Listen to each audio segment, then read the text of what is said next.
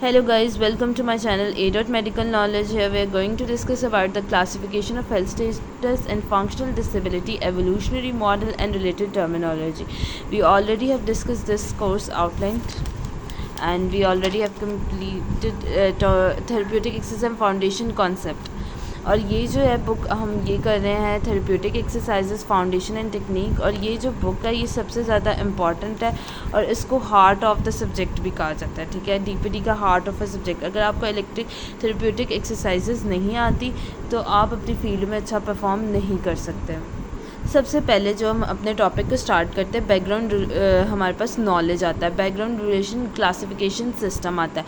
अब इसमें क्या हो रहा होता है कि हम कभी भी आप देखें, अगर आप बात करते हैं ह्यूमन बीइंग के बारे में, तो अगर पाकिस्तान में इंसान कहा जाता है या उर्दू में से इंसान कहा जाता है, ठीक है, इसी तरह इंग्लिश में ह्यूमन बीइंग कहा जाता है। और अगर हम इंटरनेशनली बात की जाए, दुनिया के किसी भी कोने में चले जाए तो होमो सैपियन कहेंगे। इसी तरह कुछ टर्मिनोलॉजीज़ होती हैं, कुछ इस तरह के सिस्टम्स हमने निकाले कि हम दुनिया के किसी कोने में भी या बाहर जाके भी प्रैक्टिस करें तो एक कॉमन अम्ब्रेला के नीचे आएँ। तो वो common umbrella we are going to discuss. यहाँ पे क्या कहता है कि knowledge of complex relationship among health status functioning disability provided a foundation of delivery effective health care service without the common conceptual understanding and vocabulary. देखिए ये बात आ गई कि कॉमन कॉन्सेप्ट और एक हमारे पास अंडरस्टैंडिंग नहीं होगी तो हम किस तरह कम्युनिकेट करेंगे और अपनी इन्फॉर्मेशन जो है वो अक्रॉस द डिसिप्लिन पहुँचा सकते हैं। ठीक है, तो इसकी वजह से ये सिस्टम लेके आया है। अब यहाँ पे आता है डिस्प्लेसमेंट। ये रेफ़र कर रहा होता है इम्पैक्ट और function consequence of acute chronic condition, किसी भी डिजीज़ इंजरी कॉन्जेंटल या डेवलपमेंटल एबनॉर्मेलिटीज़ आ रही होती है।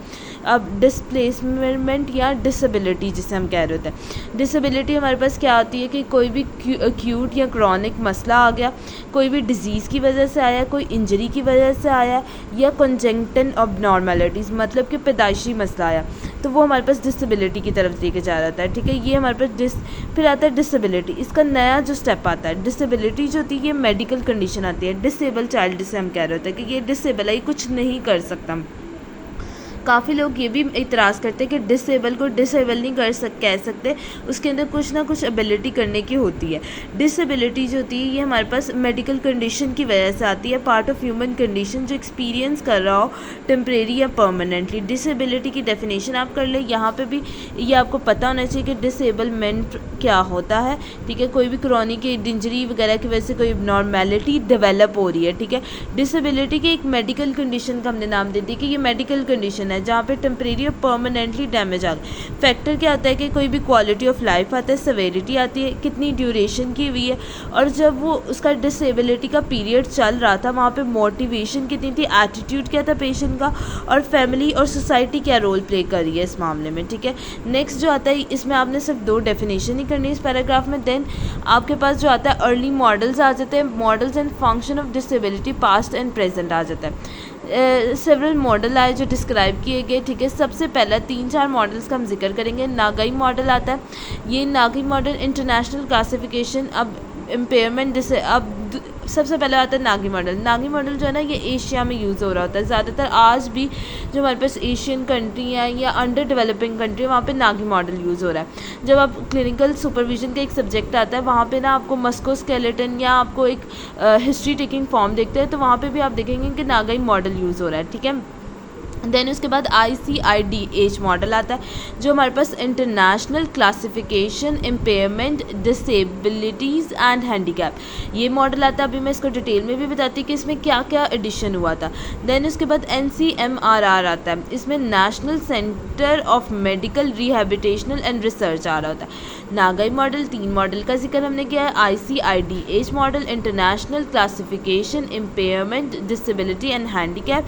देन उसके बाद NCMRR आता है, national center medical rehabilitation and research आता है। ये 3 मॉडल इंट्रोड्यूस किए इंडिविजुअल रिस्पेक्ट और डिसेबिलिटी को। ठीक होगा, अब यहाँ पे ये मॉडल जो हैं ये क्या कर रहे होते हैं, ये कब दिए, ये इतनी हिस्ट्री याद करने की ज़रूरत नहीं कि 90s में फिज़िकल थेरेपिस्ट बिगिन 90s में हुआ तो फिर ये मॉडल सजेस्ट किए गए, स्कीम या टर्मिनोलॉजीज़ प्रोवाइड की गई जो अर्ली मॉडल जो होता है। अब यहाँ पे देखें सबसे पहले अगर मैं नागाई मॉडल की बात करूँ तो यहाँ पे आता है, नागाई मॉडल कहता है हमें कि कोई भी डिजीज़ हुई, डिजीज़ की वजह से इम्पेयरमेंट हुई, इम्पेयरमेंट की वजह से फंक्शनल लिमिटेशन आई और डिसेबिलिटी हो गई। ठीक होगा। अब कोई भी डिजीज़ हुई, ठीक है, डिजीज़ के साथ इम्पेयरमेंट आ गए, फंक्शनल लिमिटेशन और डिसेबिलिटी की तरफ गया। फॉर एग्जांपल एक पेशेंट आया, उसने कहा कि मैंने जो है कोई वज़न उठाया या मेरा जो है हमारा शोल्डर जो है डिसलोकेट हो गया, कोई डिजीज़ आ गई, इम्पेयरमेंट आ गया।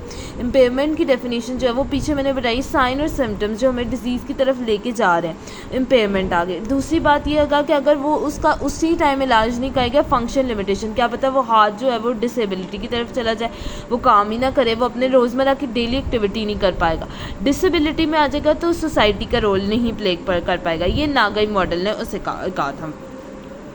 अब अर्ली मॉडल जो होता है वो डिस्क्राइब कर रहा था कि यूनिडायरेक्शन पाथ होता है टुवर्ड्स द डिसेबिलिटी, के एक यूनिडायरेक्शन पाथवे चल रहा होता है जो डिसेबिलिटी की तरफ लेके जा रहा होता है। ठीक है। और कॉन्सिक्वेंस डिजीज़ बेस होता है, medical, biological, without consideration environment और सोशल फैक्टर भी इन्फ्लुएंस इस पर कर रहे होते हैं।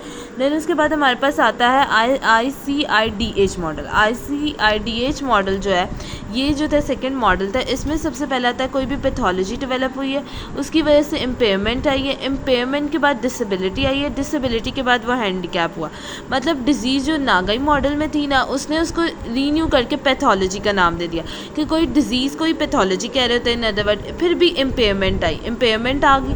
देन उसके बाद उसके पास फंक्शनल लिमिटेशन, उसने ये नहीं कहा कि फंक्शनल लिमिटेशन, वो डायरेक्ट क्या है कि डिसेबिलिटी हो गया, कि वो अपना जो काम है unable to do self work, वो डिसेबल है, अपना काम जो खुद नहीं कर पा रहा है वो डिसेबल है।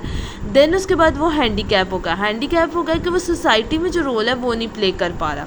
देन उसके बाद हमारे पास एक और मॉडल आता है जिसे हम NCMR कह रहे थे, जिसे हम कहते हैं national centre of medical rehabilitation and research.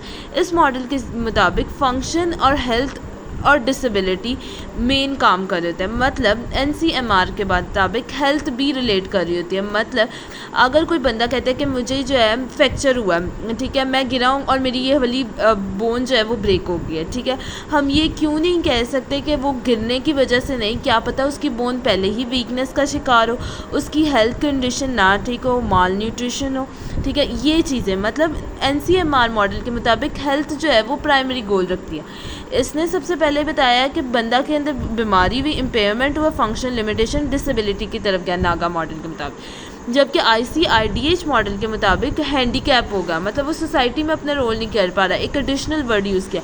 जबकि NCMR मॉडल के मुताबिक जो हेल्थ है वो इशू क्रिएट कर रही है। ठीक है, ये पैराग्राफ कर लें और ये 3 मॉडल कर लें। अब इसके अंदर जो आता है हमारे पास, जो आज भी मॉडल एक्सेप्टेड है वो NCMR मॉडल है जो ICF ने दिया था।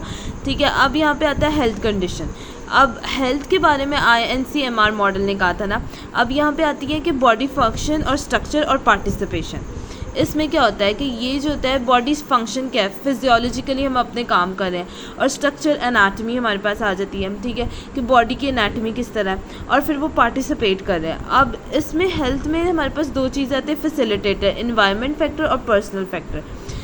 अब जो ये 2 फैक्टर जो होते हैं ये फैसिलिटेटर के तौर पे भी एक्ट कर रहे होते हैं और बैरियर के तौर पे भी। फैसिलिटेटर किस तरह है, फॉर एग्जांपल एक बंदा डिसेबल है, इन्वायरमेंट फैक्टर, वो किसी ऐसे ऑफिस में काम करता था जहाँ पे उसको लोअर लिम्ब का पैरालिसिस हो गया, ठीक है, वो ऐसे उसकी कंप्यूटर की जॉब थी, मतलब IT डिपार्टमेंट में था, और उसका ऑफिस ऐसी जगह पे था जहाँ पे वो रैंप्स नहीं थे, मतलब स्टेयर्स थी, वो चल के नहीं जा सकता, जिसकी वजह से उसको नौकरी से निकाल दिया गया। तो ये उसके लिए इन्वायरमेंट फैक्टर ने बैरियर एज आ परफॉर्म किया। जबकि दूसरी तरफ अगर वहाँ पे रैंप हो या कोई एलिवेटर हो या कोई लिफ्ट वगैरह हो जो उसको हेल्प करे उस एबिलिटी के साथ कॉप अप करने की, तो वो फैसिलिटेटर के तौर पे एक्ट करेगा। नेक्स्ट आता है पर्सनल फैक्टर। पर्सनल फैक्टर के एक बंदा पहले ही कामचोर था, वो काम करना ही नहीं चाहता, तो ऊपर से वो डिसेबल होगा तो वो और ही नहीं काम कर रहा, ठीक है, तो ये उसके तौर पे बैरियर के तौर पे काम की। दूसरा ये क्या हुआ कि पर्सनल फैक्टर में ये भी आ जाता है फैमिली, सोसाइटी का रोल, फैमिली वगैरह क्या कर रहे हैं, वो उनको टीज़ कर रहे हैं कि नहीं भाई ये ठीक नहीं हो सकता, तो ये हमारे पास बैरियर के तौर पे काम करेगा। लेकिन रादर देन उसे मोटिवेट करना और ये करना एज अ फैसिलिटेटर के तौर पे काम करेगा। हेल्थ हेल्थ कंडीशन में सबसे पहले जो आ रहा है बॉडी फंक्शन और स्ट्रक्चर आ रहा है और पार्टिसिपेशन। अगर हेल्थ हमारे पास बॉडी स्ट्रक्चर फंक्शन ठीक नहीं होगी, वो एक्टिविटी परफॉर्म नहीं करेगा, पार्टिसिपेशन नहीं होंगी, मतलब सोसाइटी में जो उसका रोल है वो नहीं होगा। देन उसके बाद हमारे पास दो फैक्टर्स आ जाते हैं, कॉन्टेक्चुअल फैक्टर जिसे हम कहते हैं, environment factor and there is a personal factor आ जाता है। अब हमारे पास आता है आईसीएफ मॉडल जिसका ओवरव्यू आता है। प्रीवियस मॉडल जो था वो हमारे पास आईसीएफ जो था वो फोकस नहीं कर रहा था डिसेबिलिटी और डिजीज़ पे, but intended to classify the code different health and health related status. देखा आईसीएफ मॉडल में जो एनसीएमआर मॉडल था, एनसीएमआर मॉडल था, उसने हमें बताया कि हेल्थ स्टेटस भी अच्छा होना बेहतर है, ठीक है। देन उसके बाद इन्वायरमेंट एंड पर्सनल फैक्टर का जिक्र हुआ, how people and without disability live और participate in a society. Functional disability आ गई, बॉडी स्ट्रक्चर। अब दूसरी जो आती है क्या, बॉडी फंक्शन और स्ट्रक्चर, जो कि हमने डिटेल में एनाटॉमी और फिजियोलॉजी डिस्कस की। फिर उसके बाद हमने पार्टिसिपेशन की।